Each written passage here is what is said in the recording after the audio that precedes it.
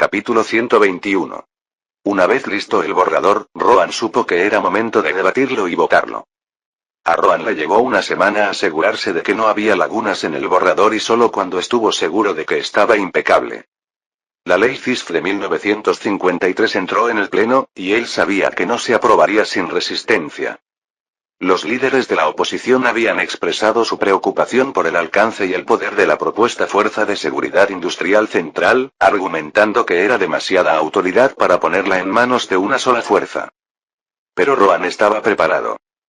Cuando entró en la sala, K.N. Menon, el ministro del Interior, lo siguió de cerca, portando la versión final del proyecto. Neeraj, que había desempeñado un papel decisivo en la elaboración del proyecto de ley, estaba sentado cerca. Rohan tomó asiento y escudriñó los rostros de los jóvenes líderes al otro lado del pasillo. Estas eran las voces crecientes de la oposición, jóvenes y apasionadas, muchas de las cuales habían sobrevivido a la reciente agitación política y estaban ansiosas por afirmar su influencia. Algunos asintieron en señal de reconocimiento, otros ya estaban enfrascados en conversaciones en voz baja. No se trataba de un debate común y corriente. Se trataba del futuro de la seguridad industrial de la India. El presidente de la Cámara llamó a la sesión a orden y la sala quedó en silencio. K.N. Menon se levantó para presentar el proyecto de ley. Honorable presidente, miembros de la Cámara. Comenzó, y su voz se escuchó con facilidad en toda la sala. Hoy presentamos para su consideración la Ley de la Fuerza de Seguridad Industrial Central de 1953. Esta ley está diseñada para crear una fuerza especializada encargada de la protección de la infraestructura industrial crítica de la India, nuestras plantas de energía, refinerías, aeropuertos y más. Estas no son solo instalaciones. Son la base misma de la economía de nuestra nación y su seguridad es primordial. Hubo un murmullo en la sala, pero Menon continuó. El mundo está cambiando.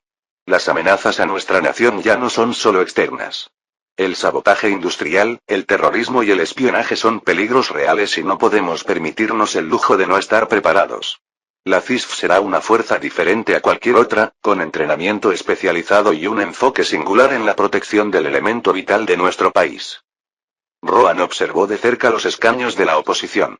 Arjun Thakur, uno de los jóvenes líderes de la oposición más expresivos, se puso de pie tan pronto como Menon terminó. Thakur tenía unos 30 años, era de mirada aguda y conocido por su retórica encendida. Había ganado rápidamente influencia después de la reciente purga política y era visto como un futuro líder de la oposición. Su tono era respetuoso pero con cierto matiz de desafío. Honorable presidente, si bien estoy de acuerdo en que la seguridad de nuestras industrias es fundamental, debo expresar mis inquietudes sobre esta ley. Estamos hablando de otorgar a una fuerza paramilitar amplios poderes sobre los sectores público y privado. ¿No es esto una extralimitación por parte del gobierno? ¿No estamos caminando peligrosamente cerca de crear una fuerza que podría exceder su mandato? Rohan ya lo esperaba. Cuando Menon regresó a su asiento, Rohan se puso de pie para dirigirse a la cámara. Honorable presidente, agradezco al señor Thakur por plantear estas preocupaciones, comenzó Rohan, con voz tranquila pero firme. Esta ley no tiene por objeto excederse, sino proteger a la población. Nuestras industrias son la columna vertebral de nuestra economía y son cada vez más vulnerables. Hemos presenciado incidentes, pequeños, sí, pero incidentes al fin y al cabo, que nos muestran lo frágil que puede ser este sistema si no se lo protege. Rohan hizo una pausa y sus ojos se encontraron con los de Thakur, que lo observaba atentamente. Quiero dejar esto en claro. La CISF no es una fuerza que interfiera en las operaciones diarias de las industrias privadas. Su papel es puramente protector. No gobernará. No dictará cómo se deben administrar las empresas. Su único propósito es garantizar que nuestras centrales eléctricas, refinerías, aeropuertos y otras instalaciones vitales estén a salvo de amenazas, ya sea que dichas amenazas provengan de dentro o de fuera de nuestras fronteras. Thakur, imperturbable, respondió. Primer ministro, comprendo la necesidad de seguridad, pero ¿cómo podemos garantizar que esta fuerza no se convierta en una herramienta de control? ¿Qué salvaguardas existen para evitar el abuso de poder? Rohan no dudó. Es una pregunta válida y la hemos abordado en la ley. La CISF informará directamente al Ministerio del Interior y sus actividades estarán sujetas a la supervisión de esta Cámara. Cada despliegue, cada operación será transparente. Además, la fuerza está diseñada para colaborar con las agencias locales de inteligencia y aplicación de la ley, RIAU, y la policía. No es una fuerza aislada. Trabajará en un marco de rendición de cuentas. Antes de que Thakur pudiera responder, Meera Iyer, otra joven y ascendente líder de la oposición, se puso de pie. Iyer, conocida por su mente aguda y su constante cuestionamiento, rápidamente se hizo un nombre en el Parlamento después de salir de la turbulencia política de los últimos años. Señor ministro, comenzó, usted menciona la colaboración con las fuerzas de seguridad locales. ¿Pero no existe un riesgo de confusión sobre la jurisdicción? ¿Qué sucede en caso de conflicto entre la CISF y la policía local? ¿Quién tiene la autoridad final? Rohan asintió, preparado para esta pregunta. Es precisamente por eso que el CISF se ha estructurado de la forma en que lo ha hecho. En caso de una amenaza a la seguridad, el CISF tomará la iniciativa en lo que respecta a las instalaciones industriales, pero solo en coordinación con las fuerzas de seguridad locales. No habrá luchas de poder porque el mandato es claro. El CISF se ocupa de la seguridad industrial. La ley y el orden siguen siendo competencia de la policía. Hemos redactado esta ley de tal manera que no haya superposición de responsabilidades. KN Menon se puso de pie para apoyar el argumento de Rohan. Honorables miembros, no se trata de quitarle poder a las autoridades locales. La CISF intervendrá solo cuando exista una amenaza directa a una instalación crítica. Su presencia es un escudo, no una interferencia. Siguió un breve silencio mientras los miembros asimilaban la explicación. Pero entonces se puso de pie Vikram Sethi, uno de los miembros más jóvenes e idealistas de la oposición. Había ganado apoyo entre los votantes más jóvenes y los intelectuales y era conocido por sus elocuentes discursos. Señor primer ministro, dijo, si me permite preguntar, ¿cómo garantizamos que las industrias, especialmente las privadas, estén dispuestas a cooperar? ¿Se las obligará a colaborar con el CISF o es algo voluntario? Rohan sonrió levemente, percibiendo el cambio de tono. Las industrias no estarán obligadas a contratar al CISF. Esto es completamente voluntario para las empresas privadas. Lo que estamos ofreciendo es un servicio de consultoría, que pueden elegir utilizar si lo consideran necesario. La infraestructura pública, por supuesto, estará protegida automáticamente. Pero el sector privado tiene la libertad de decidir si quiere nuestros servicios. Sethi asintió pensativamente y Rohan pudo ver que algunos miembros de la oposición estaban empezando a ablandarse. Aún así, había tensión en la sala. El debate continuó durante horas, y varios miembros jóvenes plantearon preocupaciones sobre la financiación, la logística operativa y el potencial uso indebido político. Pero para cada pregunta, Rohan y su equipo tenían una respuesta. Habían previsto la resistencia y se habían preparado a conciencia. A medida que se acercaba la noche, el presidente finalmente llamó a votación. La cámara quedó en silencio mientras los miembros de la Lok Sabha emitían sus votos. Rohan se reclinó en su asiento, mirando cómo se contaban los resultados finales. Sabía que tenía la mayoría, pero la oposición había hecho oír su voz y él lo respetaba. Se trataba de la democracia en acción, y él agradecía el escrutinio cuidadoso, incluso si había habido momentos de tensión. Unos minutos más tarde, el presidente se levantó para anunciar los resultados. La Lok Sabha aprueba por la presente la Ley de la Fuerza de Seguridad Industrial Central de 1953. Una ola de aplausos se extendió por la sala, aunque los escaños de la oposición permanecieron mayoritariamente en silencio. Rohan se permitió un breve momento de satisfacción antes de levantarse y dirigirse a la cámara por última vez. Honorables miembros, dijo, y su voz se escuchó por encima de los aplausos apagados, gracias por su reflexivo debate y su apoyo. Esta ley no es solo una pieza legislativa, es una promesa de proteger el futuro de nuestra nación. Con la CISF, estamos dando un paso vital para proteger nuestras industrias, nuestra economía y nuestra gente. Cuando Rohan salió de la cámara, Neeraj caminó a su lado. Bien hecho, señor, dijo en voz baja. Rohan sonrió, aunque su mente ya estaba avanzando. Solo queda otro puesto de control cubierto, Neeraj. Capítulo 122. En el calor seco e implacable de un verano de Hyderabad en 1953, la tierra árida se extendía hasta donde alcanzaba la vista. Nubes de polvo se arremolinaban alrededor del grupo de hombres que estaban parados sobre lo que no era más que tierra agrietada. Pero ellos sabían lo que estaba pasando aquí, un edificio que era el comienzo de algo monumental. NISA, la Academia Nacional de Seguridad Industrial, no fue solo un proyecto, fue la base de una visión, un símbolo de la ambición de la India de proteger su columna vertebral industrial. Aunque el mundo de 1953 no estaba preparado para esto, Rohan siguió adelante y lo hizo posible. Esto no solo eleva el estatus de la India, sino que también le permite sentar un precedente que todo el mundo seguirá. Rohan, con las manos en las caderas, inspeccionaba el lugar con una mezcla de determinación. Era difícil creer que ese pedazo de tierra vacío pronto albergaría una de las academias de entrenamiento de seguridad más avanzadas del mundo. A su lado se encontraba K.N. Menon, el ministro del Interior, con una leve sonrisa. Aunque al principio no estaba de acuerdo con la idea, con el tiempo y el esfuerzo que Rohan puso, de repente se dio cuenta de la importancia que tenía esto. Por supuesto, con una organización tan poderosa bajo el MA, definitivamente estará más que feliz. Neeraj tenía un cuaderno a mano y anotaba sus pensamientos mientras hablaba con los ingenieros. El único que no está contento es él, los líderes solo dan órdenes, pero son personas como ellos las que trabajan día y noche para que sus órdenes se hagan realidad.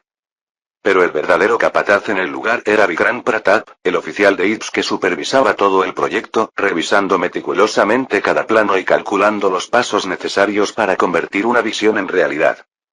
Quedó muy sorprendido cuando recibió el llamado para dirigir este nuevo departamento que causó sensación en toda la India y el mundo. CISF es algo que está más allá de la comprensión de la mayoría de las personas, pero solo cuando intentan comprenderlo en profundidad se ven afectados por la dura realidad. No importa lo poderoso que seas, incluso una pequeña línea puede convertirse en una falla. Rohan le dijo esto y desde entonces está listo para este nuevo trabajo. Después de un silencio incómodo, Menon dijo: Estamos creando el futuro aquí, señor. Este lugar debe perdurar durante generaciones. No puede ser simplemente funcional, tiene que establecer un estándar mundial. Rohan asintió. Necesitamos la mejor infraestructura, algo que no solo satisfaga a las necesidades actuales, sino que también evolucione a medida que cambien las amenazas. No hay lugar para atajos. Vikram intervino y colocó un conjunto de planos sobre una mesa improvisada. Estamos hablando de algo más que dormitorios y aulas.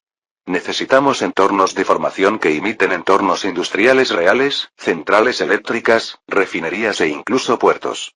Serán réplicas a escala real y funcionales, no meras simulaciones. Menon alzó ligeramente las cejas, impresionado. ¿Estás pensando en sitios industriales reales, aquí mismo? Exactamente, dijo Vikram. La idea es replicar todo, hasta el último tornillo.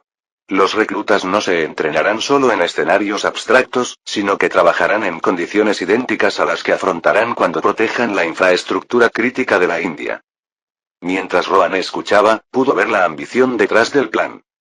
Fue algo enorme, pero también esencial. ¿Cuál es el plan para estos sitios?, preguntó. Vikram señaló áreas específicas en el plano.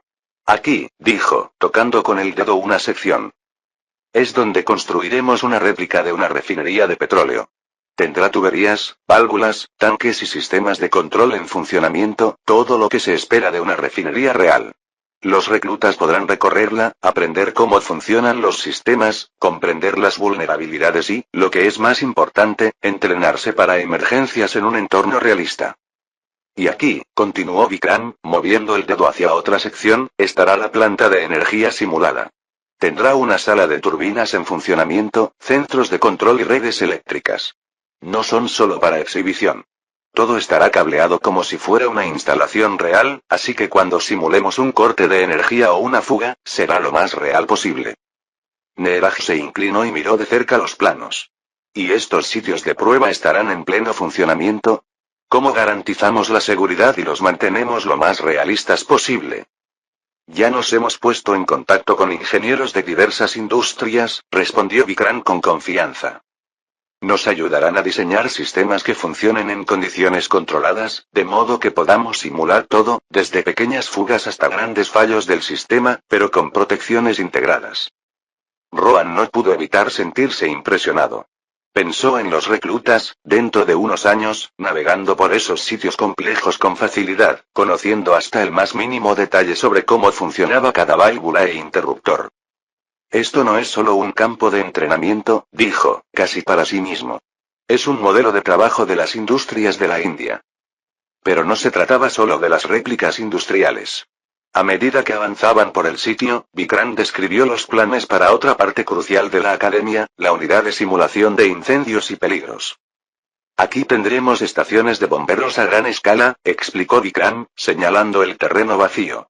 Esta área simulará incendios industriales, en particular en entornos de alto riesgo como plantas químicas y refinerías. Estamos construyendo unidades de quema controlada que imitarán las condiciones del mundo real, desde pequeños incendios eléctricos hasta explosiones químicas a gran escala. Menon intervino. Necesitaremos equipo especializado para eso. Equipo de extinción de incendios real. Si los estamos capacitando para manejar incendios en refinerías, necesitarán saber cómo trabajar en entornos con materiales altamente inflamables. Rohan asintió. Necesitaremos la colaboración de expertos de industrias que manejan materiales peligrosos. Ellos pueden brindarnos información sobre los tipos de incendios o desastres que necesitamos simular. La infraestructura comenzaba a tomar forma en sus mentes. NISA no sería solo una academia, sería un organismo vivo y dinámico de aprendizaje y simulación. Cada parte del mismo tendría una finalidad. Aquí es donde construiremos la torre de vigilancia y control, dijo Vikrant, señalando un punto alto en el terreno donde el suelo comenzó a elevarse. Desde este edificio tendremos una visión completa de todos los sitios de prueba. Entrenaremos a los reclutas para que vigilen las zonas industriales. La torre de control sería el centro neurálgico de NISA. Los reclutas tendrán que aprender a detectar las primeras señales de sabotaje o amenazas internas, dijo Vikrant. Practicarán la identificación de irregularidades, desde una pequeña brecha en una valla hasta un comportamiento sospechoso cerca de maquinaria crítica. Menon, que había estado escuchando atentamente, asintió con aprobación. Aquí es donde integramos la inteligencia con la seguridad. Nos aseguraremos de que el I y el RIAU estén involucrados en el proceso. Si hay una amenaza creíble, necesitamos que los reclutas la conozcan antes de que suceda. Los planes de infraestructura eran amplios, pero cada detalle importaba. No se trataba solo de entrenamiento. Se trataba de crear un ambiente que imitara las condiciones del mundo real tan fielmente que, cuando los reclutas se fueran, pudieran trabajar en cualquier sitio industrial del país con confianza. Pero había más. Más allá de las zonas industriales, los parques de bomberos y las torres de control, NISA fue diseñada para ser autosuficiente. El ala de logística y operaciones gestionaría las actividades diarias, garantizando el buen funcionamiento de la academia. Adyacente a este, un complejo de dormitorios. Se planeó un nuevo albergue para los reclutas y el personal. Los dormitorios serían sencillos pero cómodos, diseñados para estadías prolongadas. También estamos construyendo instalaciones recreativas, agregó Vikrant mientras caminaban hacia el área designada para los alojamientos de los reclutas. Queremos que estén en buena forma física, por lo que habrá gimnasios, pistas para correr y carreras de obstáculos. ¿Y qué pasa con la tecnología?, preguntó Rohan, siempre mirando hacia adelante. ¿Cómo nos aseguramos de que esta academia se mantenga actualizada? Esa es la próxima gran pieza, dijo Vikrant sonriendo. Estamos construyendo un centro tecnológico aquí mismo. Señaló otro punto en el plano. Albergará el equipo de seguridad más avanzado disponible y dispositivos de comunicación encriptados. Probaremos e integraremos la última tecnología a medida que se desarrolle. Los ojos de Rohan brillaron. Este lugar será un modelo para el mundo. Si lo hacemos bien, otras naciones recurrirán a nosotros para saber cómo proteger sus industrias. Todos se quedaron de pie por un momento, mirando la tierra polvorienta, imaginando en qué se convertiría. No era solo una academia, era una fortaleza de aprendizaje, un lugar donde se forjarían los futuros protectores de la infraestructura más crítica de la India. Por supuesto, hubo desafíos. Los retrasos en la construcción y los sobrecostes parecían inevitables, y obtener las aprobaciones para los equipos más avanzados no siempre fue fácil. Neeraj había estado hablando por teléfono con ingenieros y funcionarios del gobierno casi a diario, negociando contratos y presionando para obtener permisos acelerados. Lo lograremos, dijo Neeraj mientras el sol se ponía sobre la obra. Puede que tarde un poco más, pero tendremos lo que necesitamos. A finales de 1953, la estructura del NISA empezaba a tomar Las réplicas industriales se encontraban en diversas etapas de finalización y la unidad de capacitación sobre incendios y riesgos estaba casi operativa. Se colocaron los cimientos de la torre de vigilancia y el centro tecnológico comenzó a recibir sus primeros envíos de equipos.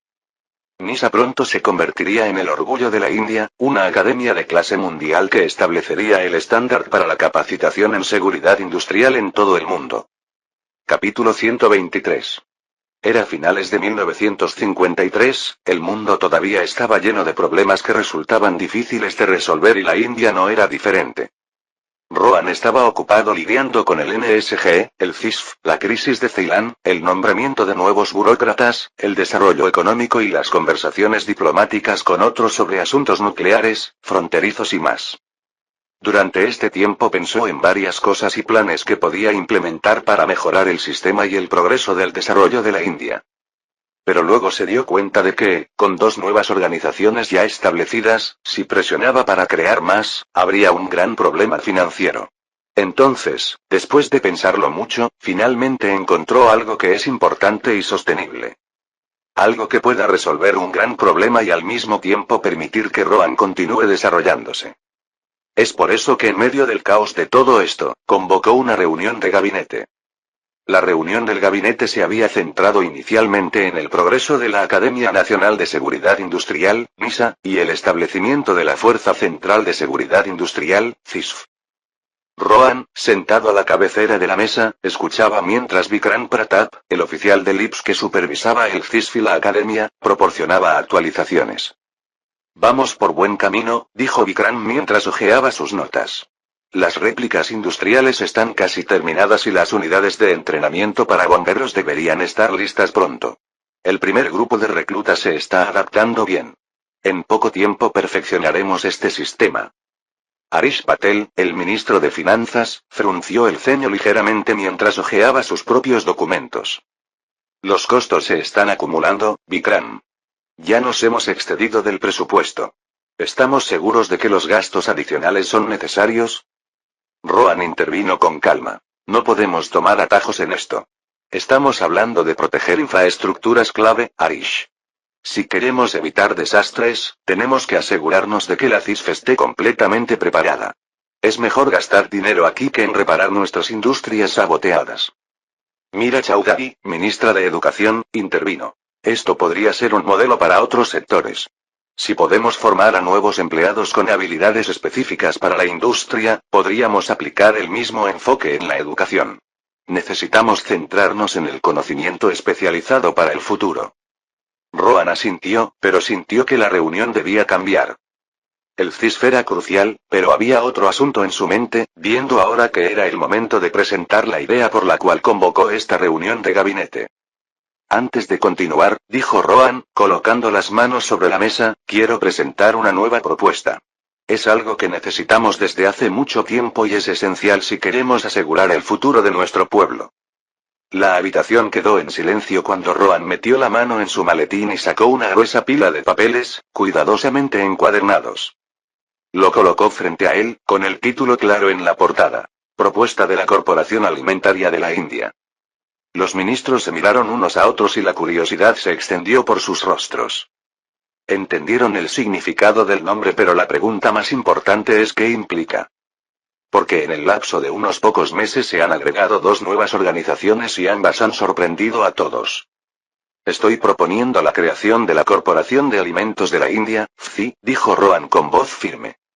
Un organismo nacional que se encargará de la adquisición, el almacenamiento y la distribución de cereales alimentarios. Esto garantizará la seguridad alimentaria de todos los ciudadanos, al tiempo que protegerá a nuestros agricultores de las fluctuaciones del mercado. La sala quedó en silencio mientras los ministros procesaban lo que acababa de decir. Inder Kumar, el recién nombrado ministro de Agricultura, fue el primero en hablar. ¿Un organismo nacional de alimentación? Preguntó Inder, inclinándose hacia adelante. ¿Cómo funcionaría, señor? ¿Qué propone exactamente? Rohan asintió y abrió el documento frente a él. La FCI funcionará sobre tres pilares principales: adquisición, almacenamiento y distribución. Compraremos los cultivos directamente a los agricultores a un precio mínimo de apoyo para garantizar que reciban un pago justo. No habrá más explotación por parte de intermediarios. Esto estabilizará el mercado agrícola. Inder parecía intrigado. Entonces, ¿el gobierno garantizaría un precio para los cultivos básicos? ¿Qué impacto tendría esto en los comerciantes y mercados locales? La FCI no eliminará a los comerciantes privados, explicó Rohan. Ofrecerá una alternativa. Los agricultores pueden vender a la FCI si quieren un precio garantizado, o pueden seguir vendiendo en el mercado abierto. El objetivo es darles una opción y cierta estabilidad. Harish Patel, centrado en las finanzas, planteó la pregunta obvia. Esto parece caro. Construir un sistema así desde cero, almacenes, silos de grano, redes de distribución, ¿de dónde saldrá la financiación? Rohan estaba preparado para ello. Comenzaremos con financiación gubernamental y conseguiremos préstamos del Banco de Desarrollo Agrícola. También buscaremos asociaciones con empresas privadas que nos ayuden con la construcción y gestión de instalaciones de almacenamiento.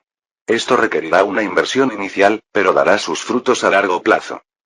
Harish repasó la parte financiera de la propuesta. ¿Y usted cree que será sostenible? Sí, respondió Rohan. Con una infraestructura adecuada, podemos reducir el desperdicio de alimentos, que actualmente nos cuesta millones. Las instalaciones de almacenamiento que construyamos conservarán el grano que adquirimos. Actualmente perdemos demasiado por el deterioro. La FCI se asegurará de que los alimentos lleguen a quienes los necesitan. Mira Chaudhary golpeó la mesa con su bolígrafo pensativamente. ¿Y qué pasa con la educación de los agricultores? Tendrán que saber cómo trabajar dentro de este sistema, entender cómo vender a la FCI y cómo les beneficia. Rohan sonrió levemente. Ya lo he tenido en cuenta. Vamos a poner en marcha programas de divulgación educativa en las comunidades agrícolas, enseñándoles cómo relacionarse con la FCI. También les enseñaremos a mejorar el rendimiento de los cultivos y las técnicas agrícolas sostenibles. Se trata de generar conocimientos, no solo de infraestructura. Mira asintió con la cabeza en señal de aprobación, viendo cómo esto también podría vincularse con sus objetivos de expandir la educación más allá de las materias tradicionales. Leela Kapoor, la ministra de Salud, intervino a continuación. Señor, esto suena prometedor, pero ¿cómo afectará esto a la nutrición? ¿La FCI se centrará solo en alimentos básicos como el arroz y el trigo, o incluirá otros alimentos que puedan mejorar la salud pública?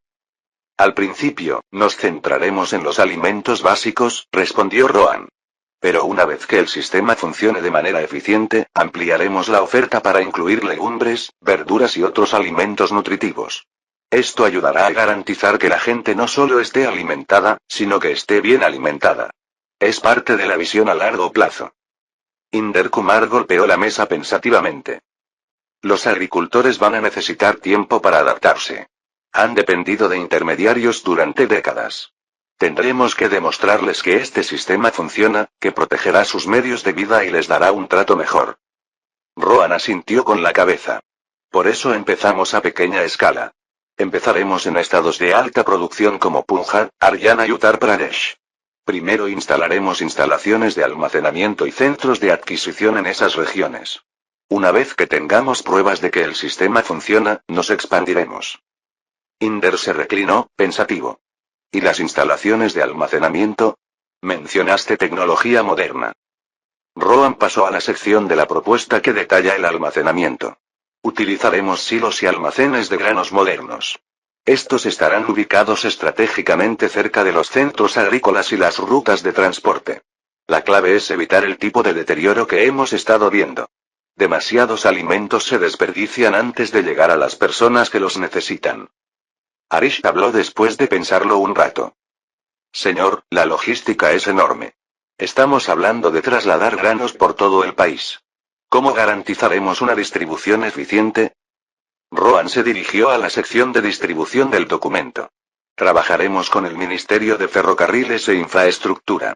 Se construirán corredores de carga especiales para transportar alimentos desde las regiones con excedentes a las zonas con escasez. Necesitamos un sistema que transporte los alimentos de manera rápida y eficiente, minimizando los retrasos. Harish asintió, impresionado por el nivel de detalle. Eso va a requerir mucha coordinación entre ministerios. Exactamente, asintió Rohan. Por eso, involucraremos a todos desde el principio. La FCI trabajará en conjunto con el Ministerio de Agricultura, el Ministerio de Infraestructura y el Ministerio de Ferrocarriles. Se trata de un esfuerzo nacional y debe ser tratado como tal. Harish Patel se reclinó en su silla y se pasó una mano por el pelo. Esto sentará un nuevo precedente en la India. Si podemos lograrlo, no solo garantizaremos la seguridad alimentaria, sino que también estabilizaremos el sector agrícola para las generaciones futuras. La sala volvió a quedar en silencio, pero esta vez no fue por escepticismo, sino porque todos entendieron lo que se estaba proponiendo. Todos sabían que la visión de Rohan no era simplemente otro plan gubernamental. Era un plan para reformular la relación de la India con sus agricultores y su suministro de alimentos. Finalmente, Menon rompió el silencio. Muy bien, señor. Creo que podemos seguir adelante con esto.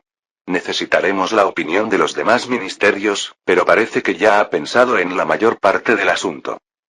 Rohan asintió levemente.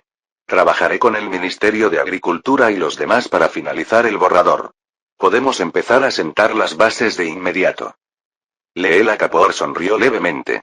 Siempre viene con algo importante, señor. Rohan le devolvió la sonrisa. No se trata de grandes ideas, Leela. Se trata de resolver los problemas que más importan. Capítulo 124. Antes de empezar a trabajar, empezó Rohan, sacando otra pila de papeles. Este es el plano de la Corporación Alimentaria de la India.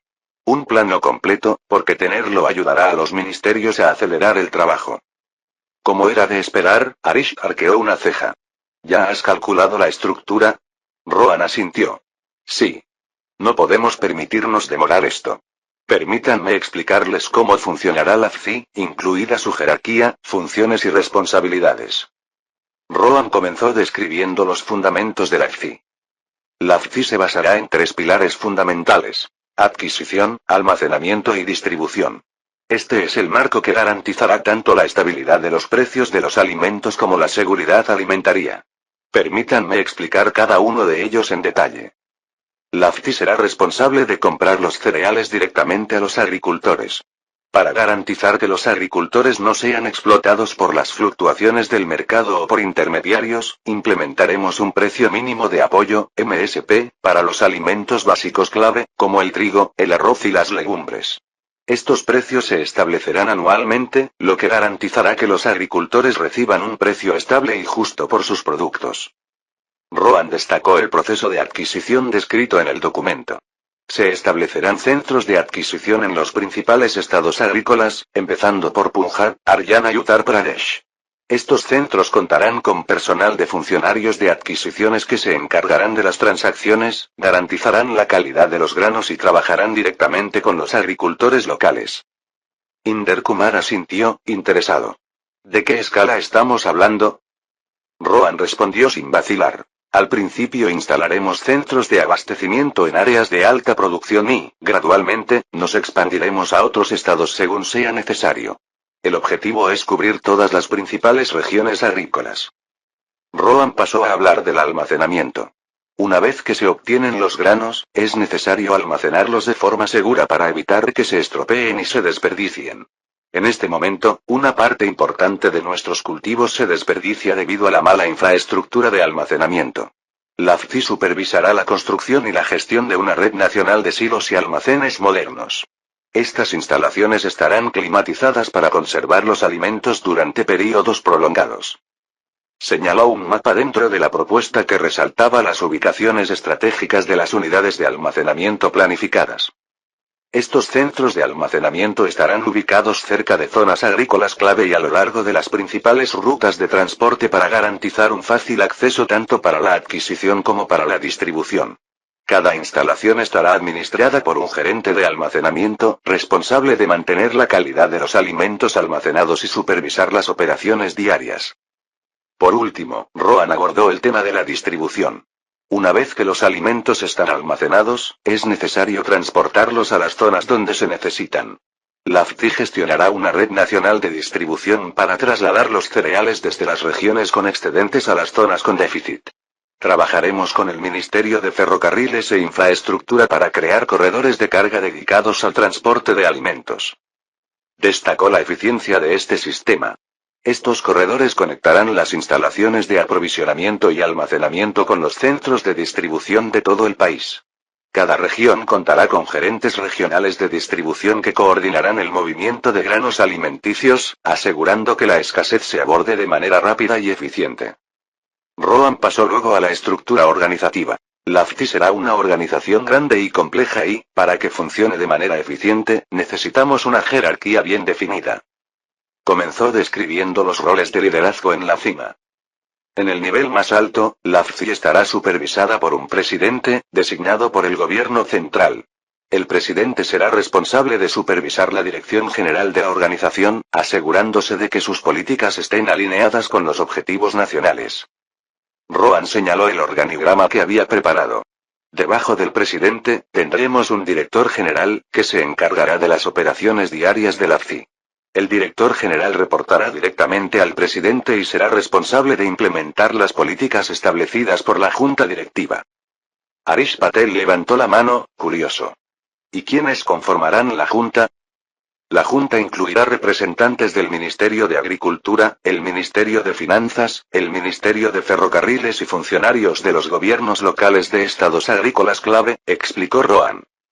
También incluiremos expertos de la industria y economistas agrícolas para asegurarnos de que tomamos decisiones informadas. Rohan continuó con su trabajo en la jerarquía. Bajo la dirección del director general, habrá 3 departamentos clave, cada uno dirigido por un director: adquisiciones, almacenamiento y distribución. Estos directores supervisarán las operaciones dentro de sus respectivas áreas y rendirán cuentas al director general con regularidad. Inder Kumar asintió con la cabeza en señal de aprobación. Entonces, los directores se encargarán de las funciones específicas de adquisición, almacenamiento y distribución. Exactamente, confirmó Rohan. Bajo la dirección de adquisiciones, tendremos gerentes regionales de adquisiciones para cada estado y, debajo de ellos, funcionarios de adquisiciones que operarán los centros de adquisiciones. Pasó a la página siguiente. De manera similar, bajo la supervisión del director de almacenamiento, tendremos gerentes de almacenamiento regionales que supervisarán las instalaciones de almacenamiento en sus áreas, y los gerentes de almacenamiento se encargarán de las instalaciones individuales. ¿Y para la distribución?, preguntó Vikram. Rohan sonrió, anticipándose a la pregunta. El director de distribución se encargará de toda la red de transporte. Contará con el apoyo de los gerentes de distribución regional en cada zona, quienes garantizarán el traslado oportuno de los granos alimenticios desde las instalaciones de almacenamiento hasta los centros de distribución. Debajo de ellos estarán los coordinadores de logística que trabajarán con el Ministerio de Ferrocarriles y otros organismos de transporte para garantizar el buen funcionamiento de las operaciones. Leela Kapoor, la ministra de Salud, había estado escuchando en silencio, pero ahora planteó un punto importante. ¿Cómo garantizará la FCI la transparencia y la eficiencia? Hemos visto casos de corrupción en organizaciones similares en el pasado. Rohan reconoció su preocupación. La transparencia es fundamental. Implementaremos un sistema de seguimiento centralizado que controle cada paso del proceso, desde la adquisición hasta el almacenamiento y la distribución. Este sistema hará un seguimiento de cada tonelada de grano, lo que garantizará la rendición de cuentas en todos los niveles. Cada instalación será auditada periódicamente y los datos se pondrán a disposición del público para evitar cualquier forma de corrupción o ineficiencia. Luego Rohan pasó al papel de los gobiernos locales y cómo trabajarían con la FCI. La FCI no operará de manera aislada, explicó Rohan. Trabajaremos en estrecha colaboración con los gobiernos locales para garantizar un funcionamiento fluido a nivel de base. En cada región, formaremos comités consultivos locales, que incluirán a representantes de cooperativas de agricultores, organismos gubernamentales locales y funcionarios de la FCI. Estos comités proporcionarán retroalimentación, abordarán inquietudes y garantizarán que la FCI esté trabajando en el mejor interés de las comunidades locales. También lanzaremos un programa de divulgación para los agricultores, dijo Rohan, señalando otra sección de la propuesta. La FCI trabajará con los gobiernos locales y las instituciones agrícolas para educar a los agricultores sobre cómo funciona el proceso de adquisición, cómo pueden vender sus cosechas a la FCI y los beneficios de hacerlo. También brindaremos capacitación sobre cómo mejorar el rendimiento de los cultivos y las prácticas agrícolas sostenibles. Cuando Rohan terminó, todos quedaron sorprendidos porque no se trataba simplemente de un borrador o de sugerencias, sino de una organización muy madura incluso antes de su creación. Y lo más impactante es que Rohan lo hizo todo solo, sin ayuda de nadie, como si ya conociera y entendiera esta FCI de antemano. Al ver que todos estaban en silencio, Rohan pensó en ello y finalmente dio otra noticia que fue como una bomba explotando en la cabeza de los demás. Aunque estoy seguro de que esto será un éxito, teniendo en cuenta que será la primera vez y que muchos ministerios diferentes cooperarán entre sí, lo pensé mucho y decidí lanzar otro programa en paralelo que cambiará este país para siempre. Aún sorprendido y confundido por tanta información, Menon preguntó. ¿Qué pasa, señor? Gati Shakti, Plan Maestro Nacional para la Conectividad Multimodal. Capítulo 125. Rohan se encontraba de pie a la cabecera de la mesa, frente a los ministros de su gabinete. La sala estaba en silencio, expectante. Hemos hablado largo y tendido sobre la industria y la seguridad alimentaria, comenzó Rohan, con voz mesurada y tranquila. Pero hoy quiero hablar de algo más grande, algo que lo vincula todo. El plan Gati Shakti. Es hora de pensar en cómo vamos a conectar este país, cómo vamos a construir una infraestructura que funcione como un todo, no en fragmentos. Algunos ministros intercambiaron miradas rápidas. Harish Patel, el ministro de Finanzas, levantó la vista de los documentos que tenía delante, con el ceño fruncido. Al otro lado de la mesa, Inder Kumar, el ministro de Agricultura, se inclinó hacia adelante, mostrando un evidente interés. Mira Chowdhury y Leela Kapoor permanecieron sentadas en silencio, esperando a que Rohan diera más detalles. Rohan se acercó a la mesa. Hemos estado construyendo carreteras, vías férreas, puertos, todo, pero todo se está haciendo en silos. Construimos carreteras y 2 meses después alguien las excava para construir un oleoducto. O ampliamos las vías férreas, pero no se conectan con los puertos de manera eficiente. Esta falta de coordinación nos está costando tiempo y dinero. Y eso tiene que cambiar. Hizo una pausa para que la gravedad de sus palabras se asentara. El plan Gati Shakti tiene como objetivo poner fin a esta ineficiencia. Se trata de planificar todo como un sistema interconectado. Harish se sentó y cruzó las manos. Entonces, ¿cómo vamos a abordar esto exactamente? ¿Qué es diferente esta vez? La idea es sencilla, explicó Rohan con tono firme. Crearemos un sistema central que coordine todos los proyectos de infraestructura importantes. Carreteras, ferrocarriles, puertos y aeropuertos. Todos los proyectos estarán integrados, de modo que funcionen juntos desde el principio, en lugar de chocar entre sí a mitad de camino. Desplegó un gran mapa sobre la mesa, en el que se indicaban los principales centros industriales y rutas de transporte del país. Nos centraremos en conectar estas zonas para garantizar que las carreteras se conecten con los ferrocarriles, que los ferrocarriles conduzcan a los puertos y que todo el sistema transporte mercancías sin problemas de un punto a otro. Inder, que había estado escuchando atentamente, se inclinó hacia adelante. ¿Por dónde empezamos, sin embargo? El país todavía se está recuperando de una década difícil. Esto parece una tarea enorme. Rohan asintió, reconociendo el desafío. Comenzamos con lo básico. La primera fase se centra en las carreteras y los ferrocarriles. Las carreteras son nuestro sustento para el transporte de mercancías, pero en este momento están fragmentadas. Construiremos nuevas autopistas y las conectaremos directamente con la red ferroviaria, garantizando que las fábricas y las granjas tengan un acceso de transporte eficiente. Señaló el mapa y recorrió las líneas con el dedo. Tomemos como ejemplo el Punjab, una de nuestras regiones agrícolas clave. Construiremos autopistas que conecten las granjas de allí directamente con las estaciones de tren y, desde allí, las mercancías fluirán a los puertos de Mumbai y Chennai. Harish estudió el mapa y asintió pensativamente. Eso reduciría significativamente el tiempo que lleva llevar los productos al mercado. Exactamente, asintió Rohan. Y no se trata solo de velocidad. Se trata de reducir los costos. Los agricultores gastarán menos en transporte, las industrias obtendrán sus materias primas más rápidamente y todo el sistema se moverá con menos demoras. Mira Chowdhury tomó la palabra. La coordinación es clave. Hemos visto cómo los ministerios funcionan en compartimentos estancos, cada uno trabajando con objetivos contrapuestos. ¿Cómo podemos evitarlo aquí? Rohan anticipó la pregunta. Ahí es donde entra en juego la plataforma de coordinación central. Estableceremos un organismo único para supervisar todos los proyectos de infraestructura. Este organismo trabajará en todos los ministerios, ferrocarriles, carreteras, transporte marítimo y aviación, para que cada proyecto se alinee con el plan más amplio. Utilizaremos datos en tiempo real, mapas detallados y planes compartidos para asegurarnos de que, si construimos una carretera, también pensemos en líneas eléctricas, tuberías y conexiones ferroviarias. No más desperdicios de tiempo ni de recursos. Leela Kapoor, que hasta ahora había permanecido callada, se inclinó hacia adelante. Esto suena muy bien para la infraestructura, pero ¿cómo ayuda a la gente común?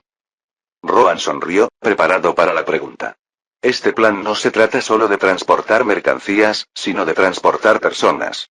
Conectar a las ciudades más pequeñas con las principales rutas facilitará a las personas encontrar trabajo, viajar por trabajo y acceder a servicios que nunca antes habían tenido. Atención médica, educación y mercados. Piense en ello como una forma de abrir el país a todos, no solo a las industrias. Harish hojeó los documentos que le había proporcionado Rohan, con expresión seria. Esto va a requerir una inversión importante. ¿Cómo planeamos financiarla?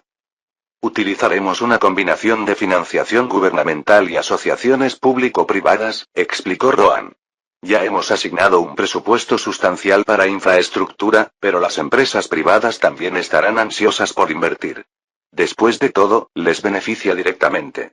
Con mejores carreteras y ferrocarriles, pueden transportar productos más rápido y a un menor costo. Harish asintió lentamente. Veo la lógica, pero hemos visto grandes proyectos gubernamentales que se han prolongado durante años. ¿Cómo podemos evitarlo esta vez? La expresión de Rohan se volvió más resuelta. Por eso estamos abordando esto en fases. Comenzaremos concentrándonos en las regiones críticas, lugares donde la agricultura y la industria ya están en auge y donde la necesidad de un transporte eficiente es más urgente. Una vez que esos proyectos estén terminados, expandiremos el sistema a todo el país. Inder volvió a fijar la mirada en el mapa. ¿Qué pasa con los puertos? Son fundamentales para la exportación y, en este momento, están congestionados. Los puertos son una parte importante de esto, dijo Rohan, asintiendo. En este momento, están desbordados. Modernizaremos nuestros principales puertos de Mumbai, Chennai y Calcuta y nos aseguraremos de que estén integrados a la red nacional. Las mercancías deberían trasladarse rápidamente de la fábrica al puerto, con demoras mínimas. Mira se cruzó de brazos y pensó en voz alta. No se trata solo de construir infraestructura, sino de repensar cómo funciona todo el sistema. Exactamente, afirmó Rohan. Estamos construyendo para el futuro. No se trata solo de los próximos 5 o 10 años. Se trata de asegurarnos de que la India esté preparada para el crecimiento y para los desafíos del mañana. Si lo hacemos bien, ahorraremos tiempo y dinero y haremos que la India sea más competitiva a nivel mundial. Leela se reclinó, impresionada. No solo están construyendo carreteras y vías férreas. Están sentando las bases para el funcionamiento de este país. Rohan se enderezó, sintiendo el cambio en la sala.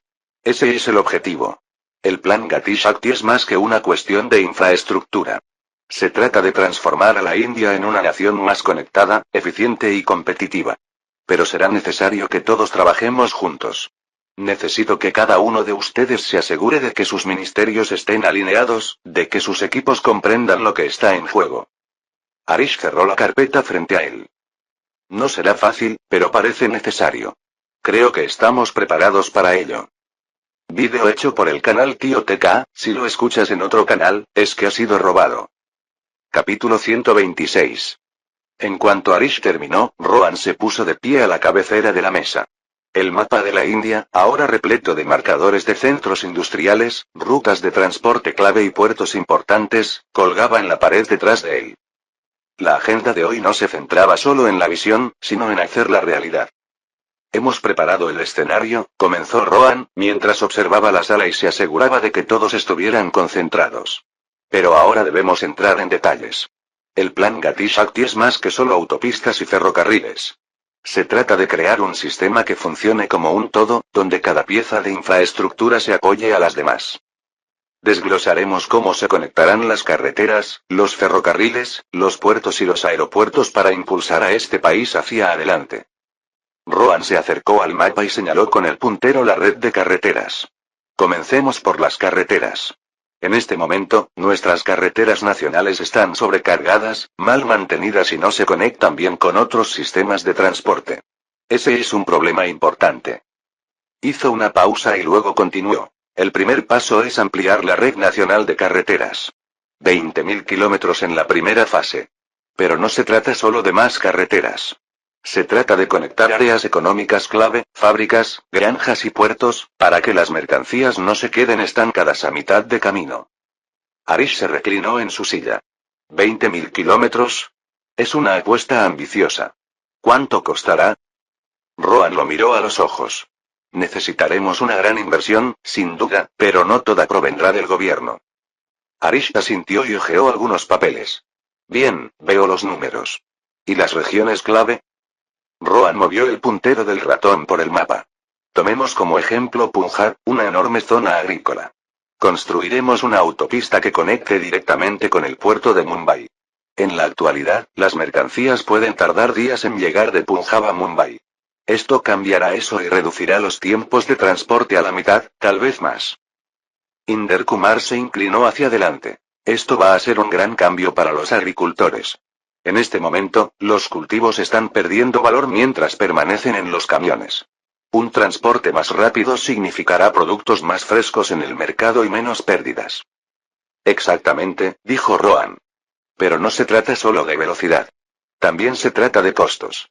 Los agricultores gastan mucho en transporte. Si podemos hacerlo más barato y más rápido, todo cambiará. Mira Chaudhary, que hasta el momento no ha dicho nada, añadió. ¿Y la calidad de esas carreteras? ¿Cuál es el plan?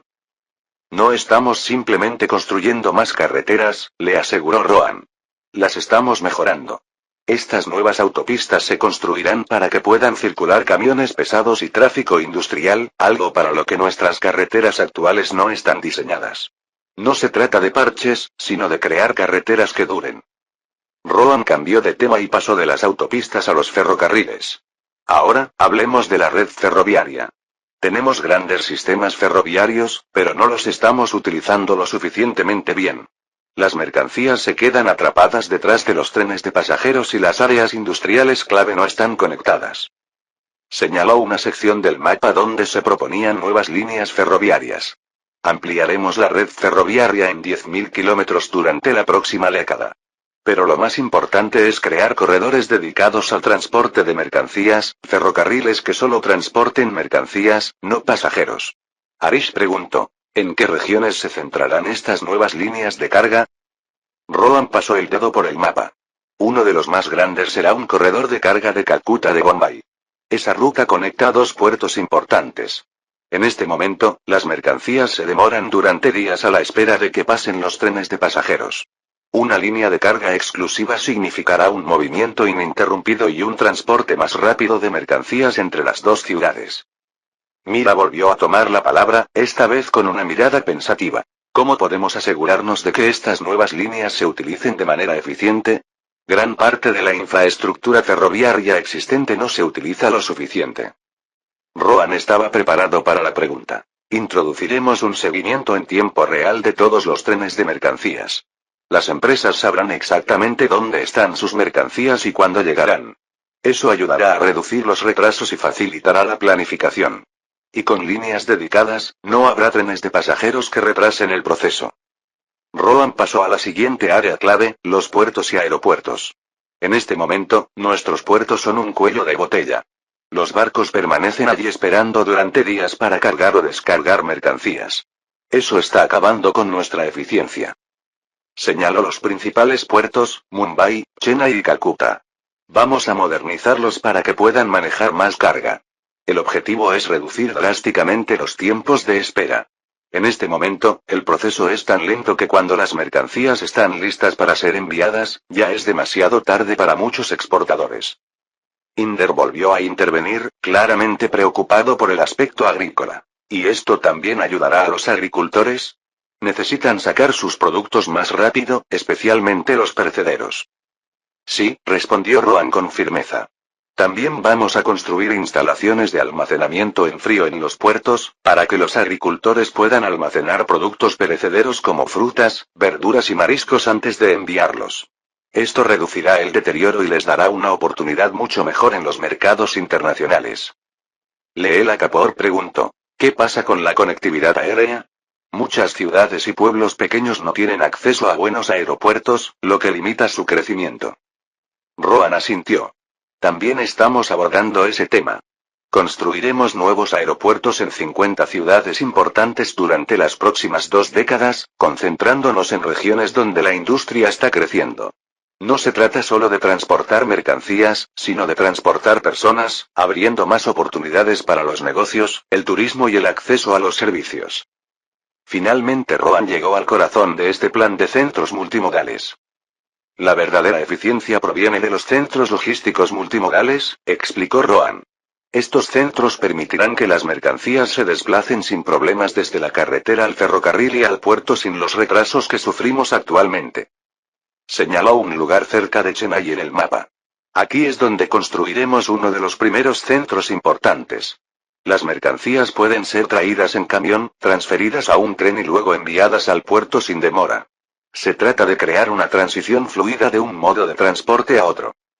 Harish preguntó. ¿Cómo podemos garantizar que no se conviertan en cuellos de botella?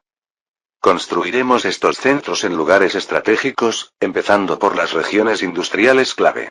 Los centros estarán diseñados para manejar grandes volúmenes de mercancías de manera eficiente. Y como están integrados con los ferrocarriles y los puertos, no habrá demoras innecesarias, afirmó Rohan. Leela añadió. ¿Estos centros beneficiarán a las comunidades locales? ¿Cuál es el impacto más allá del transporte?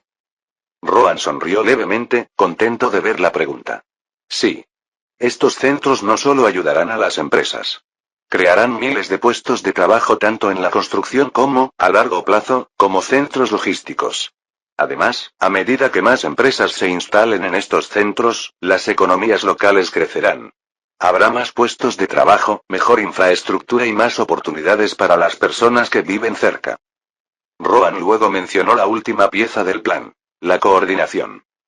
La única manera de que todo esto funcione es si utilizamos datos en tiempo real para gestionarlo.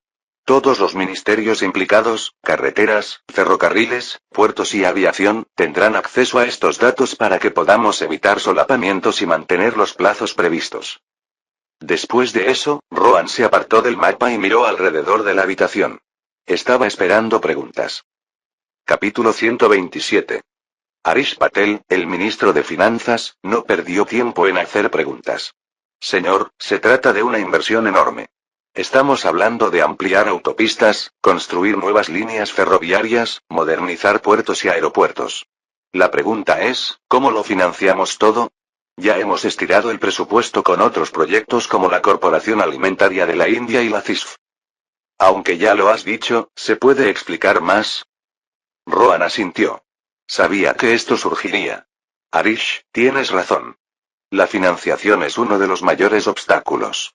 Pero estamos adoptando un enfoque gradual para financiar el plan Gati Shakti. No lo haremos todo a la vez. Nos concentraremos primero en las áreas críticas, donde se sentirá más el impacto, y distribuiremos el costo a lo largo de varios años. Hizo una pausa y luego continuó. Hemos reservado algunos fondos gubernamentales para infraestructura, pero sabemos que no serán suficientes. Por eso vamos a recurrir a asociaciones público-privadas, AP. Invitaremos a las empresas privadas a invertir en la construcción y el mantenimiento de carreteras, líneas ferroviarias y centros logísticos. A cambio, podrán cobrar peajes o tarifas a los usuarios. Harish miró sus notas y pensó en ello. ¿Qué pasa con la inversión extranjera? ¿Crees que podemos conseguir socios internacionales que se unan? Rohan sonrió. Tendremos conversaciones con posibles inversores extranjeros. Países como Japón y Estados Unidos estarán interesados. Ellos ven a la India como un mercado en crecimiento y saben que mejorar nuestra infraestructura es clave para liberar ese potencial. Estarán ansiosos por invertir porque también les beneficia a largo plazo. Mira Chaudhary, planteó otra preocupación. Todos hemos visto grandes proyectos de infraestructura estancados debido a problemas de adquisición de tierras, autorizaciones ambientales y demoras. ¿Cómo evitamos que eso suceda esta vez? Rohan se acercó al gran mapa que había en la pared. Es exactamente por eso que necesitamos un enfoque diferente. Sabemos que la adquisición de tierras y las autorizaciones ambientales son algunos de los mayores obstáculos. Por eso, estamos creando equipos dedicados en cada estado para gestionar la adquisición de tierras y trabajar con los gobiernos locales. Estos equipos se asegurarán de que el proceso avance rápidamente, pero de manera justa. También involucraremos al Ministerio de Medio Ambiente desde el principio, para que podamos abordar cualquier problema antes de que se convierta en un obstáculo importante. Inder Kumar se centró en cómo esto afectaría a los agricultores. ¿Qué pasa con los agricultores que podrían perder sus tierras? Tenemos que asegurarnos de que reciban un trato justo. Ya han pasado por bastante. Rohan asintió, entendiendo lo delicado de este asunto. Es una prioridad para nosotros, Inder.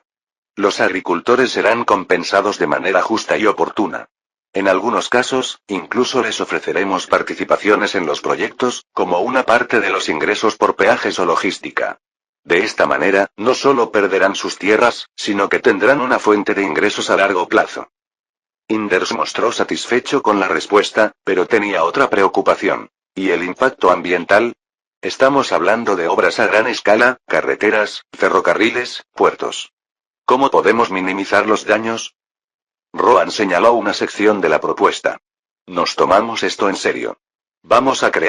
Estamos construyendo un corredor verde a lo largo de las carreteras y estamos planeando proyectos de forestación para reemplazar los árboles que tenemos que eliminar. Siempre que sea posible, también utilizaremos energía renovable para alimentar la infraestructura, paneles solares para las estaciones de tren, energía eólica para los puertos. Estamos construyendo para el futuro y eso significa tener en cuenta la sostenibilidad. Leela Kapoor había estado escuchando atentamente y ahora habló. Estos proyectos van a afectar a mucha gente que vive en las zonas en las que estamos construyendo. Ya hemos visto antes lo perjudicial que puede ser. ¿Cómo vamos a manejar a las comunidades que se vean afectadas? Rohan abordó sus preocupaciones de frente. Trabajaremos en estrecha colaboración con las comunidades locales antes de que comience cualquier construcción. Siempre que sea posible, contrataremos trabajadores locales, creando empleo local y dando a la gente una participación en los proyectos. Para cualquier persona desplazada por la construcción, nos aseguraremos de que sea reubicada y compensada de manera justa. No solo nos centramos en construir infraestructura para las ciudades, queremos que las zonas rurales también se beneficien. Menon, que hasta ahora había permanecido en silencio, tomó la palabra. ¿Cómo podemos evitar que esto se estanque en la burocracia? Tenemos que lidiar con varios ministerios y gobiernos estatales involucrados. La coordinación va a ser una pesadilla. Rohan estaba preparado para esto. Si se construye un ferrocarril, el Ministerio de Ferrocarriles verá el progreso y el Ministerio de Carreteras podrá asegurarse de que las carreteras se alineen con él. Continuó diciendo. La plataforma de seguimiento en tiempo real también hará un seguimiento de la adquisición de tierras, las autorizaciones ambientales y la financiación. Si algo se retrasa, la gente lo señalará para que podamos solucionarlo de inmediato. Cada ministerio tendrá equipos que trabajarán juntos, asegurándose de que todos estén sincronizados. De esta manera, ningún proyecto se estancará debido a la falta de comunicación o la burocracia. Mira se inclinó hacia adelante, impresionada. Es exactamente el tipo de coordinación que nos ha faltado en el pasado. Si podemos lograr que todos estén en la misma página, esto podría funcionar. Rohan sonrió. Ese es el objetivo. No estamos construyendo solo carreteras y vías férreas, estamos construyendo un sistema que sea transparente y eficiente. Nos aseguraremos de que este proyecto se desarrolle según lo previsto, a tiempo y dentro del presupuesto. Harish miró el reloj y percibió que la reunión estaba por terminar. Entonces, ¿cuál es nuestro próximo paso, señor? ¿Cómo podemos poner esto en marcha? Rohan se puso de pie, sintiendo que la energía de la sala cambiaba. Necesitaré que cada uno de ustedes se coordine con sus ministerios para preparar el trabajo preliminar.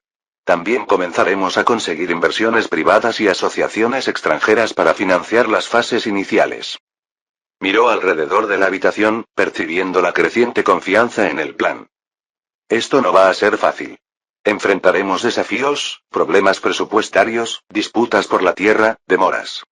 Pero si nos mantenemos concentrados y trabajamos juntos, podemos hacer que el plan Gati Shakti se haga realidad. Y cuando lo hagamos, estaremos construyendo algo que impactará a las generaciones futuras de maneras que ni siquiera podemos imaginar todavía. Sabían que no sería fácil, pero también sabían que era necesario. El plan estaba en marcha y estaban listos para dar los siguientes pasos para convertirlo en realidad. Capítulo 128. Era principios de noviembre de 1953. Después de semanas de discutir y trabajar en el plan Gati Shakti, finalmente estaban con todo. Esta era una nación desesperada por crecer, por contar con infraestructura que pudiera sustentar a su creciente población y por oportunidades para sacar a millones de personas de la pobreza. Necesitaban algo sustancial. Aunque han tomado muchas medidas desde 1947, todavía falta algo, pero ahora están listos. Hoy, Rohan y sus ministros presentarán el plan Gati Shakti, una visión audaz y transformadora que promete conectar las vastas y desconectadas regiones de la India y allanar el camino hacia la prosperidad económica. El plan no se limitaba a construir carreteras o ampliar ferrocarriles. Se trataba de reformular el futuro de la nación. Pero lo más importante es que se trataba de brindar oportunidades a los millones de ciudadanos cuyo sustento dependía de estos avances. El salón de gobierno estaba repleto de gente. Se habían reunido periodistas de todo el país, corresponsales extranjeros, dirigentes empresariales, representantes de sindicatos y ciudadanos curiosos. Los susurros y murmullos entre la multitud reflejaban el anuncio que estaba a punto de hacerse, ya que todos estaban ansiosos. La prensa había estado especulando durante semanas. Sería más que un simple proyecto de infraestructura, definiría la próxima década para la India o, mejor dicho, el futuro próximo. Rohan se encontraba tras bambalinas, tranquilo pero concentrado. Los ministros que estaban detrás de él tenían sus respectivos papeles que desempeñar hoy, pero sería Rohan quien tomaría la iniciativa. Había trabajado incansablemente con su equipo durante semanas para darle vida al plan Gati Shakti. Hoy era el día de mostrarle a la gente lo que habían construido, un plan ambicioso pero necesario para conectar cada rincón de la nación y crear millones de empleos en el proceso. Mientras caminaba hacia el podio, la sala quedó en silencio. Las cámaras destellan, los cuadernos se abren y todos los ojos están puestos en él. Podía sentir la presión, pero nunca había estado más seguro de que esto era lo que el país necesitaba. Buenas tardes, comenzó Rohan, y su voz se escuchó por toda la habitación con una calma practicada. Hoy nos encontramos en un momento crítico de la historia de nuestra nación. En los últimos años, hemos enfrentado el enorme desafío de reconstruir una nación después de años de dominio colonial. Hemos avanzado, pero nuestro trabajo está lejos de terminar. Hoy, me enorgullece presentarles el plan Gati Shakti, un plan que transformará la forma en que la India se mueve, trabaja y crece. El mapa de gran tamaño que tenía detrás se abrió y reveló un mapa detallado de la India. Las carreteras principales, las rutas ferroviarias, los puertos y los centros industriales estaban todos marcados con líneas gruesas, mostrando cómo podría ser la infraestructura del país en el futuro. Pero Rohan sabía que la gente en esa sala y aquellos que seguían el anuncio en todo el país necesitaban más que solo líneas en un mapa. Necesitaban entender qué significaba este plan para ellos. Durante mucho tiempo, nuestra infraestructura ha quedado rezagada, continuó Rohan. Nuestras carreteras están desconectadas, nuestros ferrocarriles subdesarrollados y nuestros puertos sobrecargados. Estos desafíos han ralentizado nuestro crecimiento, han limitado el acceso de nuestros agricultores a los mercados y han impedido que las industrias alcancen su máximo potencial. El plan Gati Shakti no se trata solo de construir infraestructura, sino de crear oportunidades. Se trata de construir el futuro de la India. Hizo una pausa para dejar que los pensamientos se asimilaran antes de pasar a los números, sabiendo que la gente necesitaba hechos y cifras tangibles para comprender la escala de este plan. Estimamos que el plan Gati Shakti creará más de 10 millones de empleos en los próximos 10 años, dijo Rohan en tono directo. La multitud se movió. Eso era lo que querían oír. Empleos, medios de vida, una salida a la pobreza. Estos empleos se darán en distintos sectores. Desde la construcción y la ingeniería hasta la logística, la agricultura y la industria manufacturera.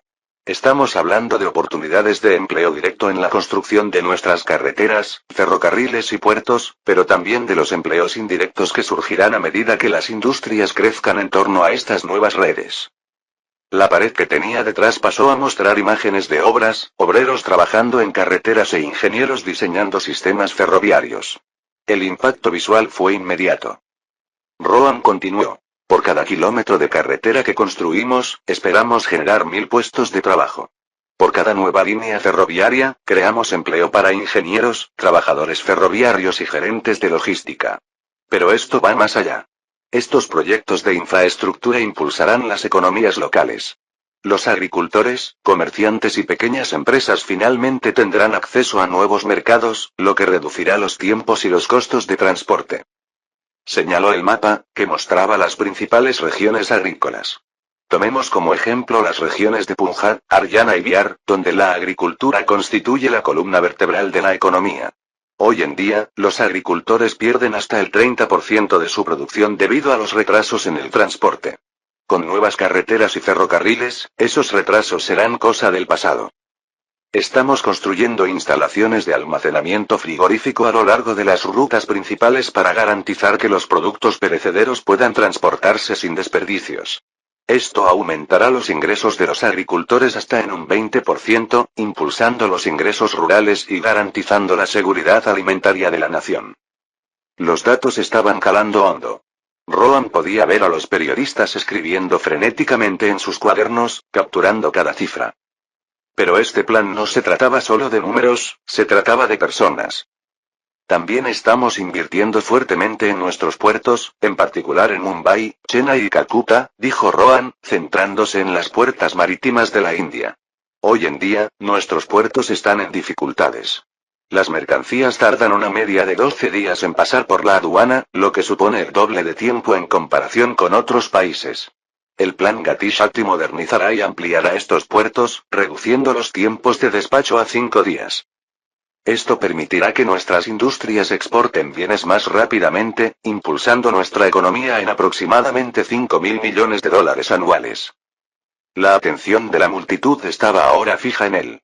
La magnitud del plan se estaba haciendo evidente. No se trataba solo de construir infraestructura, sino de impulsar el crecimiento de la India durante las próximas décadas. Pero no solo las ciudades y los centros industriales se beneficiarán, continuó Rohan. Este plan está diseñado para conectar todas las regiones, desde las ciudades más grandes hasta los pueblos más pequeños.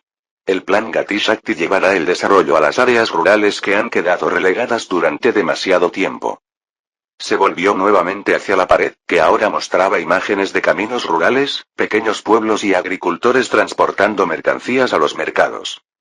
Imaginemos a un agricultor de una aldea remota de Odisha que actualmente tiene dificultades para llevar sus productos al mercado más cercano.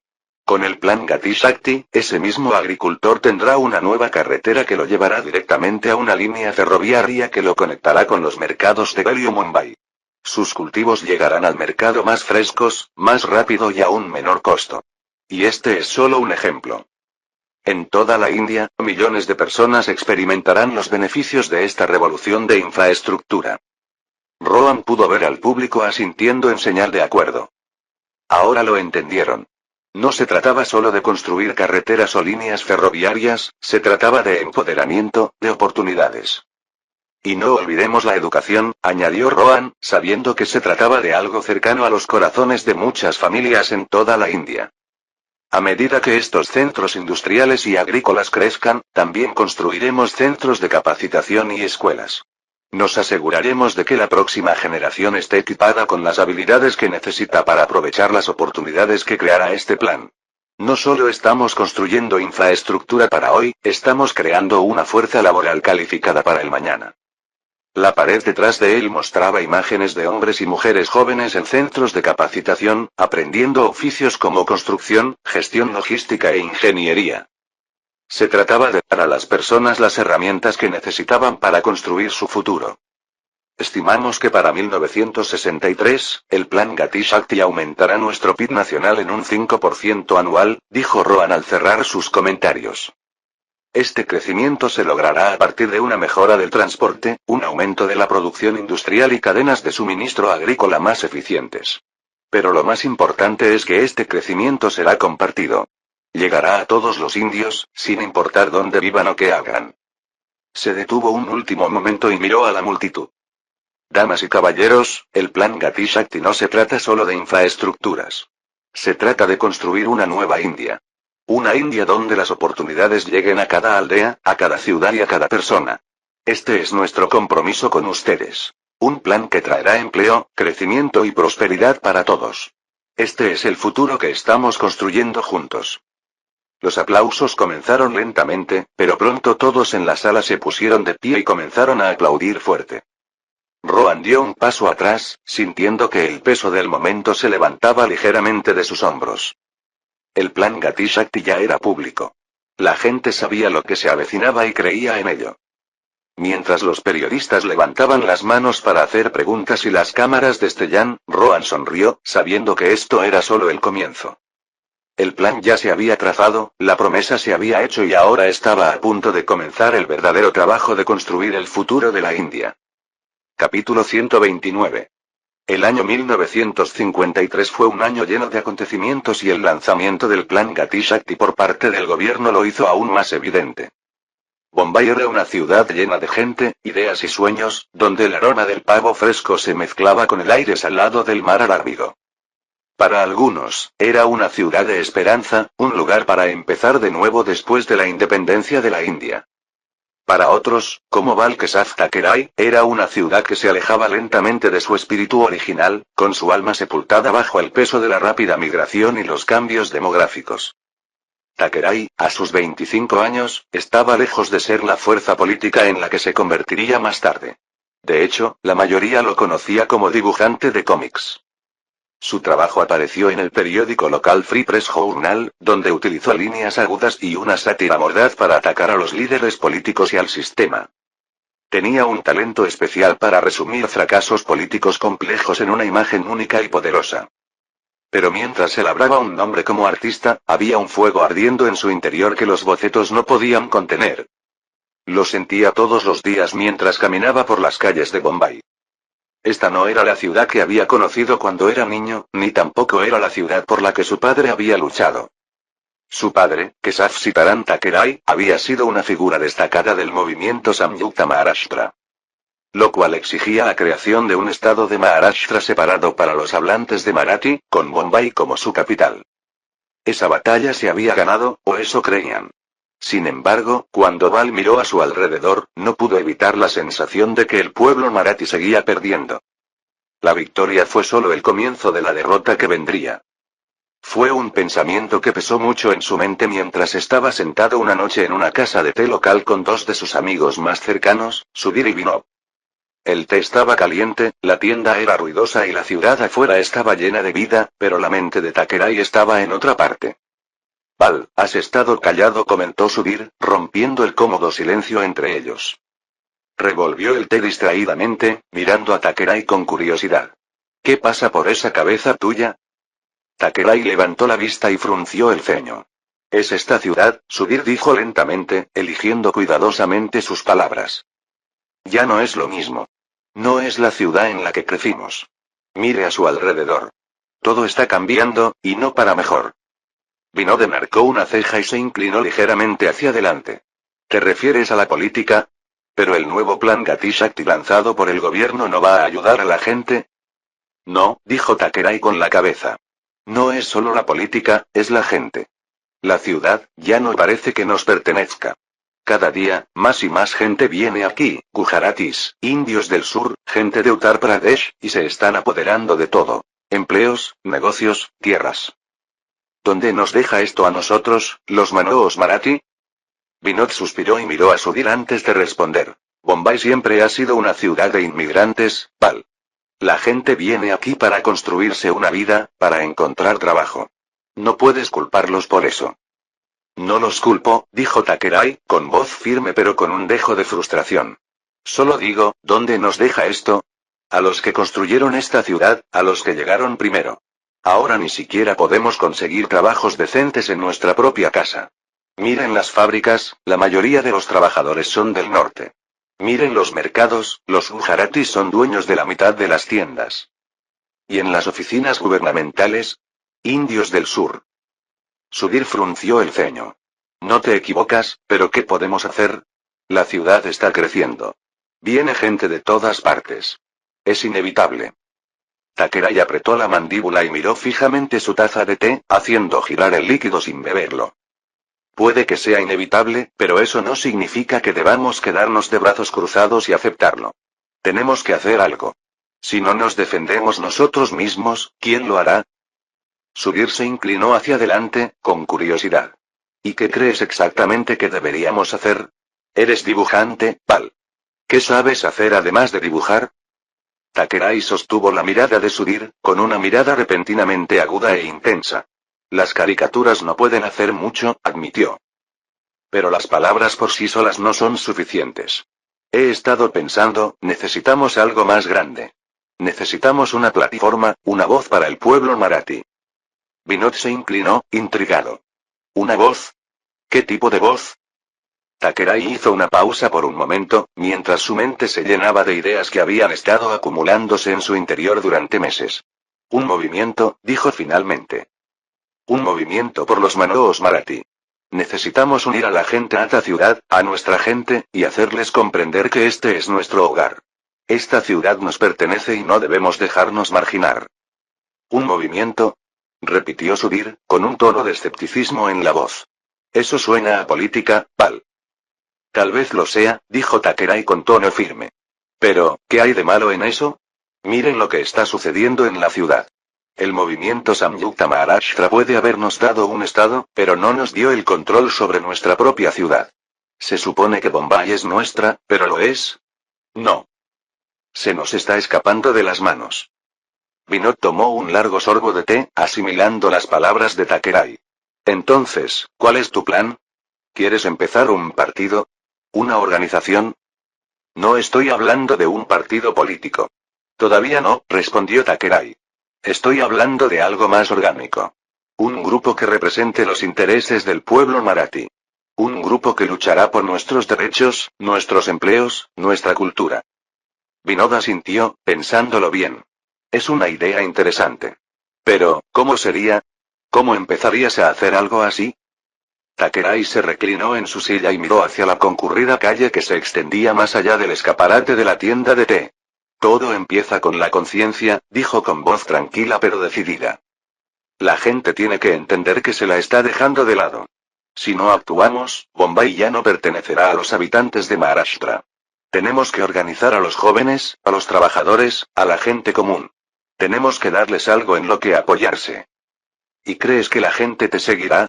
Preguntó Subir, en un tono no condescendiente, sino genuinamente curioso. Takerai se encogió de hombros. Tal vez no al principio, pero lo harán. La frustración está ahí, Subir. La veo todos los días. La gente está cansada de que la ignoren en su propia ciudad. Solo necesitamos darles voz. Hubo un silencio entre los tres hombres mientras absorbían las palabras de Takerai. Afuera, las calles de Bombay continuaban con vida, ajenas a la conversación que se desarrollaba en la pequeña tienda de té. Pero para Takerai, este momento era importante. Era la primera vez que hablaba en voz alta sobre las ideas que rondaban en su mente desde hacía meses. Y ahora que estaban allí, se sentían reales. Más tarde esa noche, Takerai estaba sentado en su pequeño escritorio en casa, la tenue luz de la lámpara de mesa proyectaba largas sombras en las paredes. Su esposa y sus hijos ya estaban dormidos y la casa estaba en silencio salvo por los sonidos distantes de la ciudad afuera. Tomó su lápiz, como siempre hacía cuando necesitaba pensar, y comenzó a dibujar. Las líneas eran rápidas, ásperas, pero con un propósito. A medida que su mano se movía por la página, no estaba simplemente dibujando una caricatura, estaba tratando de trazar un mapa del futuro. Un futuro donde el pueblo marathi de Bombay no sea dejado de lado. Un futuro en el que pudieran entrar a una oficina gubernamental, a una fábrica o a un mercado, y ver a su propia gente trabajando allí, liderando, prosperando. Takerai recordó a su padre, Keshav Sitaram Takerai, quien había luchado tan duro por la creación de Maharashtra. Su padre siempre había enfatizado la importancia de la identidad marathi, de proteger la cultura y el idioma que definían a su pueblo. Pero le parecía que la batalla no había terminado con la creación del Estado. Estaba apenas empezando. Bombay pertenece a Maharashtra, decía a menudo su padre. Pero al mirar a su alrededor, Takerai no estaba tan seguro. Bombay, la ciudad que una vez me había parecido mi hogar, ahora se sentía como un lugar donde los marathi eran extraños. Y cuanto más pensaba en ello, más enfadado estaba. Esta era su ciudad. Tenían derecho a reclamarla. Mientras estaba sentado allí, la idea de un movimiento comenzó a tomar forma con más claridad en su mente. No se trataría solo de quejarse o señalar con el dedo. Se trataría de actuar, de exigir empleo para el pueblo marathi, de exigir respeto por su cultura, de exigir que Bombay siga siendo una ciudad marathi. Imaginó un futuro, la juventud de la ciudad, los trabajadores, el hombre común, todos reunidos bajo una bandera que defendía sus derechos. Fue un pensamiento emocionante. Esta no sería una pelea fácil. Pero Takerai ya no se conformaba con dibujar caricaturas. Había llegado el momento de actuar. Dejó el lápiz y se reclinó en su silla, con la mente todavía llena de posibilidades.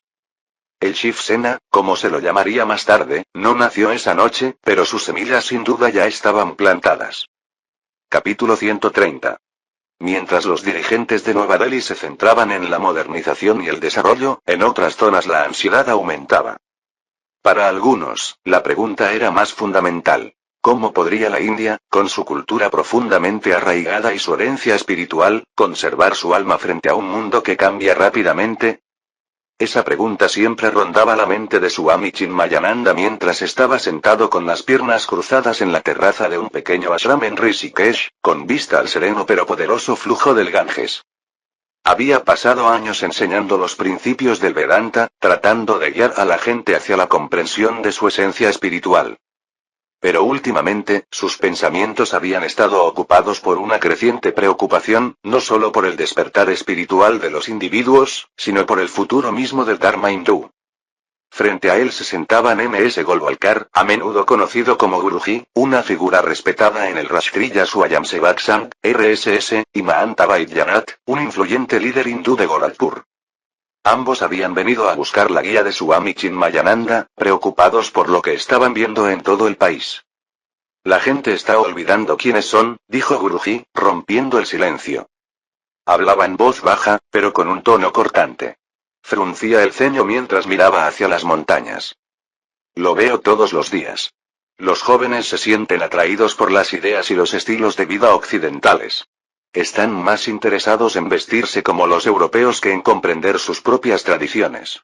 Es como si estuviéramos perdiendo algo vital, algo sagrado. Swami Chinmayananda escuchó sin hablar, con los ojos cerrados, como si estuviera en profunda meditación. Sin embargo, su silencio no era desdeñoso. Era conocido por escuchar atentamente antes de hablar, sopesando sus palabras con la sabiduría de quien había visto pasar a muchas generaciones por las cambiantes mareas de la India.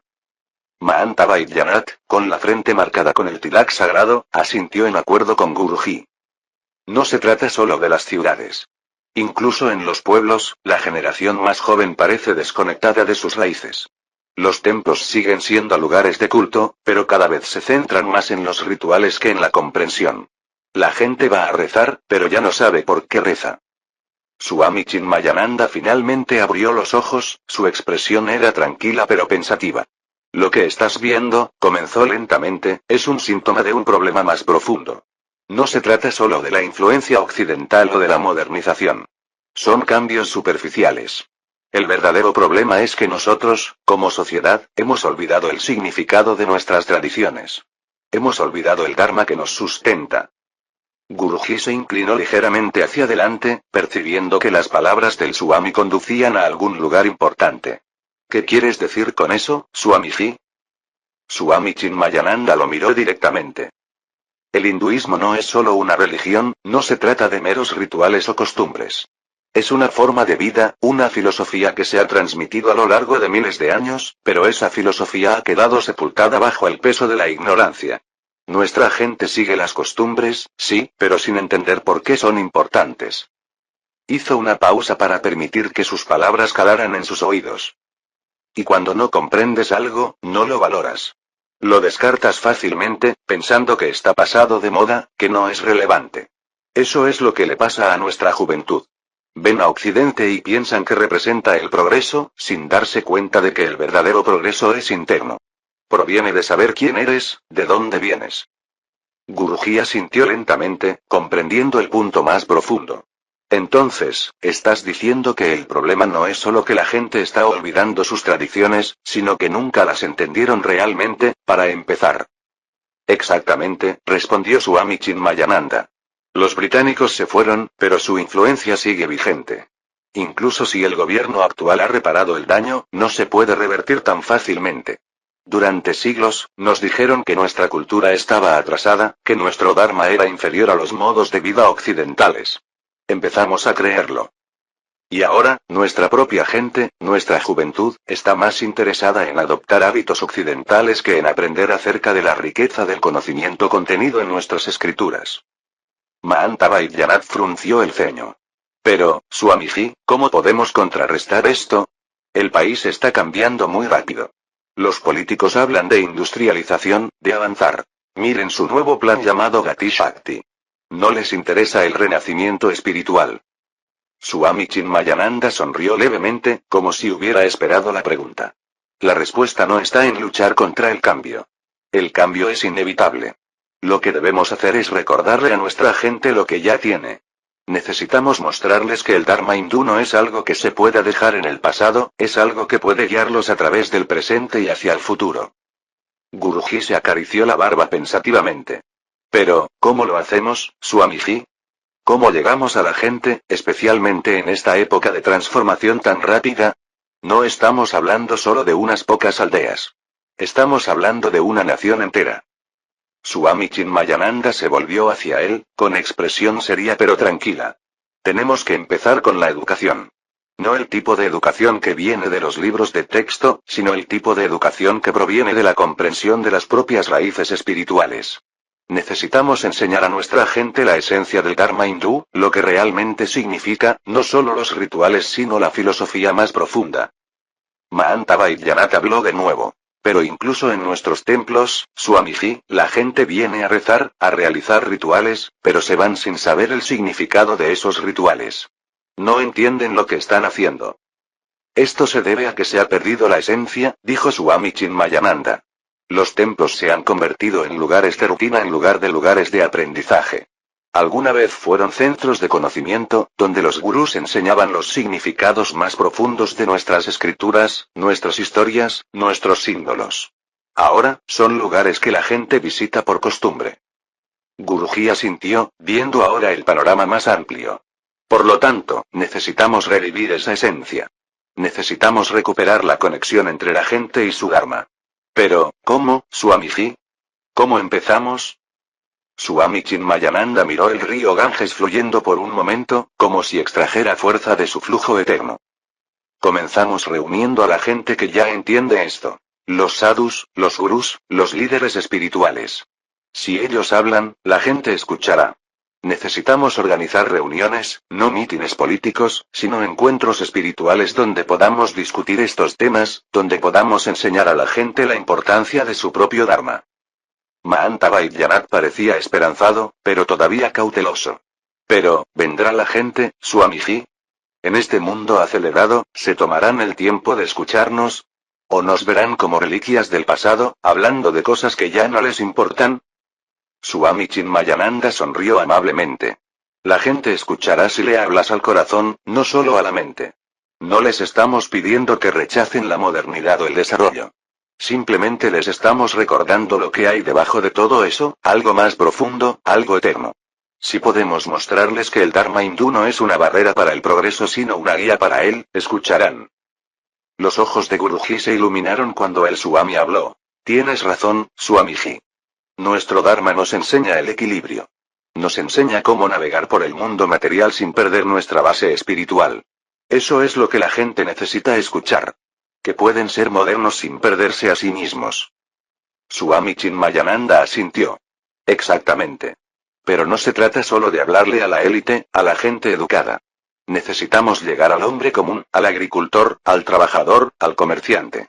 Estas son las personas que viven y respiran nuestra cultura todos los días, pero también son las que corren mayor riesgo de perderla. Necesitamos mostrarles que su Dharma, sus tradiciones, son su mayor fortaleza.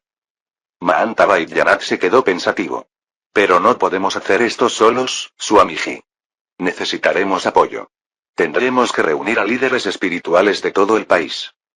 Swami Chinmayananda estuvo de acuerdo. Sí, esto no puede ser el trabajo de unos pocos. Debe ser un esfuerzo colectivo. Tendremos que llegar a los líderes de nuestros templos, nuestros ashrams y nuestras organizaciones espirituales. Si podemos unirlos, si podemos hacerles comprender la importancia de lo que estamos tratando de hacer, ellos difundirán el mensaje a sus seguidores. La sala volvió a quedar en silencio, con el sonido del Ganges corriendo de fondo. Las palabras del Swami habían tocado la fibra sensible de Guruji y de Mahanta Vaidyanatha.